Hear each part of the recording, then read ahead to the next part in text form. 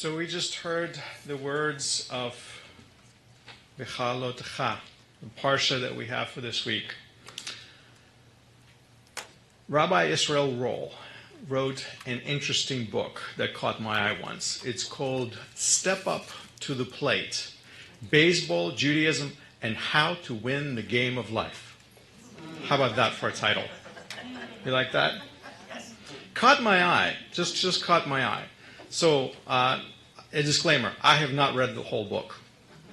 A lot of times I come across books like this and I can't help myself. I have to peek inside and I kind of start reading and then I put it down and saying, I really don't have time to finish the whole book, but I want to read it.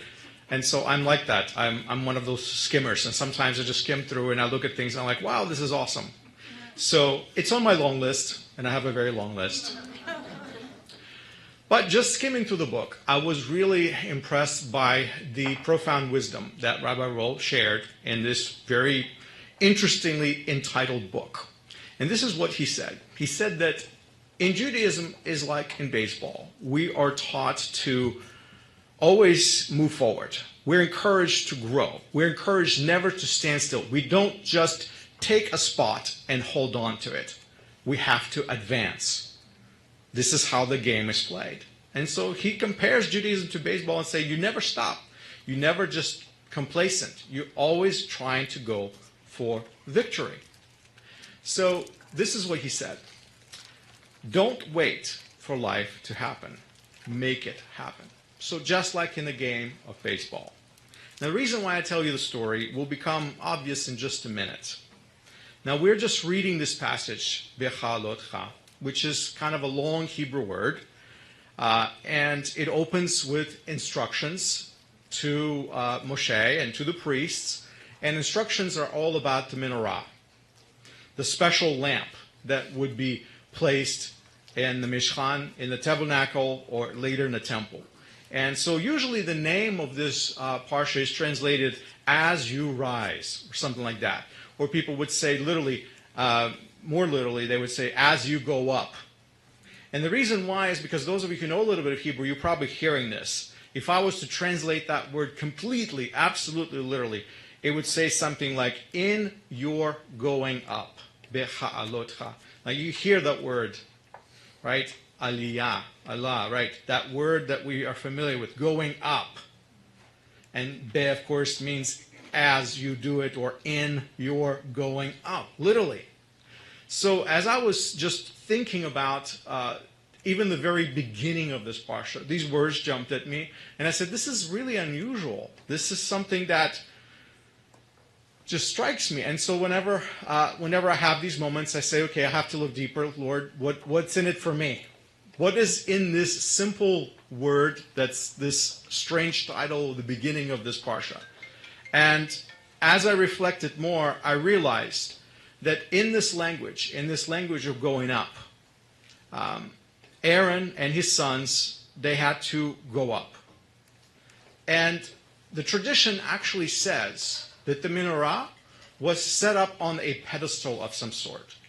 And Aaron actually literally had to step up a few steps in order to go up to light it and to tend to it and to take care of it.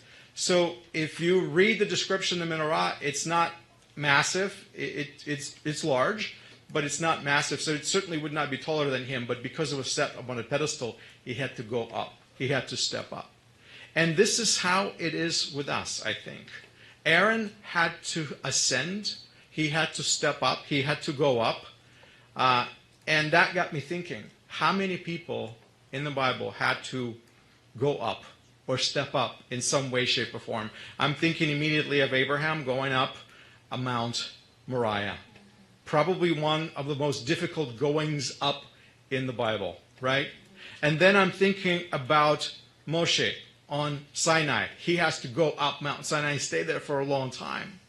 I'm thinking of the same mountain, and now I'm thinking of Elijah, Mount Horeb. He goes to Horeb and he wants to die. He says, Lord, I don't want to live anymore. Can we please end this now? These are all very uneasy moments, I would say, for these great men of God. And countless times, and I can think that Yeshua had to go up. How many times he would go up on a mountain to do what?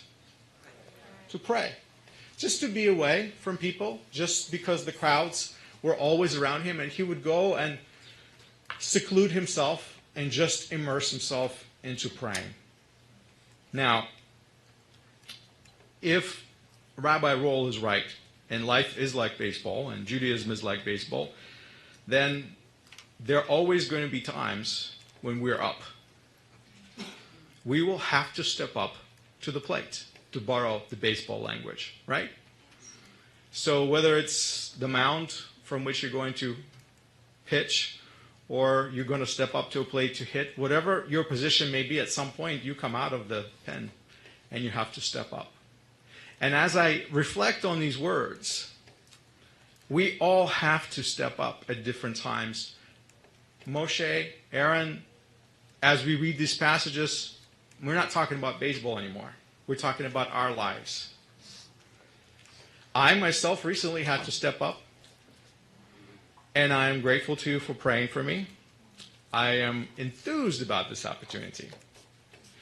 As I'm thinking of all of those of you who are listening to me right now, I'm thinking in some of the different ways that you may have had to step up in your own different context, of course.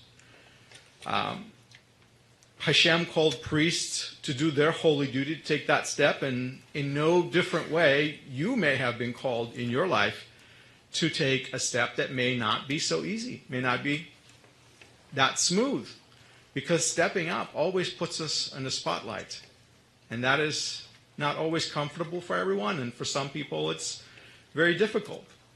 You're always on the spot, and everyone is looking at you. Some of you may have had recently to step up in your jobs. I don't know, I'm just guessing. Jobs tend to pile on stress upon us, and we react in ways that we did not always expect we would. Some of you had to step up in school. Some of you are just graduating, right? And starting new school. I'm talking to you, no? Starting new journey. That's stepping up. This is serious business. This is not easy. Some of you are sitting around and you're thinking about your college days starting up. That wasn't so simple. Now, relationships. Talk about stepping up in relationships. Relationships can be as rocky as the ocean waves. And many of us have to step up in our relationships day after day after day and do the right thing, which is not always easy. Now, some of you may have had to step up with your children, with your stepchildren, with your grandchildren, and that is always a challenge whenever people are involved. But it is our duty to take care of them, to tend them, to love them no matter what may be.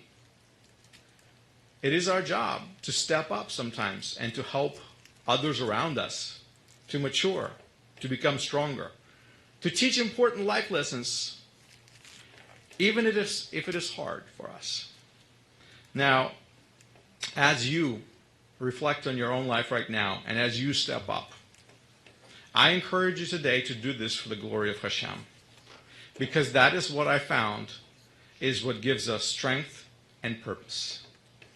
Never do the things that you have to do that are in front of you or on your proverbial plate in your own strength.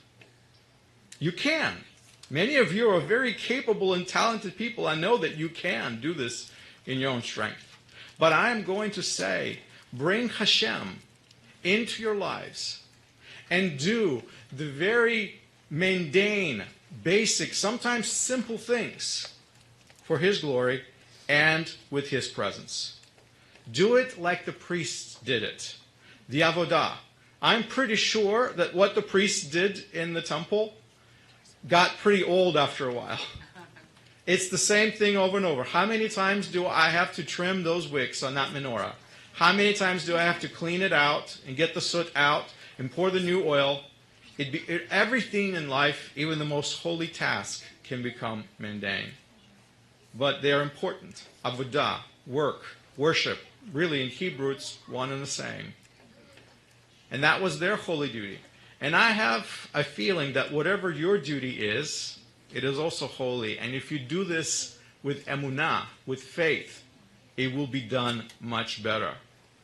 It is much better to do these things with Hashem's presence than without His presence.